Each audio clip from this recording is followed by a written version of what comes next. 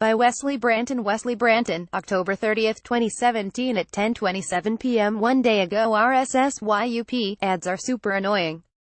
Trust me, I get it. This isn't one of the websites that's going to force you to whitelist this website or hide content behind expensive paywalls. Sites like those are ruining the free internet. However, please remember that I have bills to pay to keep this website alive and running. I enjoy doing this and spend a lot of time working on this website. The easiest thing you can do to show your support is to whitelist racingclothesline.com in your ad blocker settings. Still don't want to? Then consider donating to show your support. The Mexican Grand Prix has a rather strange podium celebration. It's not located in the pit lane like all of the other tracks, and it always appears to be somewhat disorganized. However, this year's podium celebration in Mexico has proven to be perhaps the worst podium ceremony of the past decade, if not longer. Copyright Pirelli C Spa. For those of you who didn't see the celebration, mainly those of you watching the race on NBC and being force-fed NASCAR during the ceremony, it was an odd one. Confetti littered the podium and champagne was being sprayed by the drivers on the podium, but there was the absence of the Los Toreadores song that is usually played on the podium.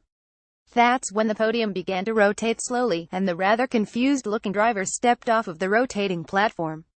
The platform revealed DJ Hardwell, who had been booked to play some of his music. However, neither the drivers or many of the fans seemed to be impressed by the celebration. As much as I like to see the sport try things different to improve the show and get some new fans, I think it could be safe to label the Mexican Grand Prix podium the worst F1 podium celebration ever. And it's just one of the failed things that have been tried recently to improve the theatrics of the sport. First, there were the driver introductions in the United States performed by iconic ring announcer Michael Buffer, which received mixed reviews from fans. It was cool at first, but was drawn out a little too long and it was painful to watch at times. It too was also a little disorganized, appearing to confuse interviewer Will Buxton. And it was pretty much a copy of what happens at the start of the Indianapolis 500.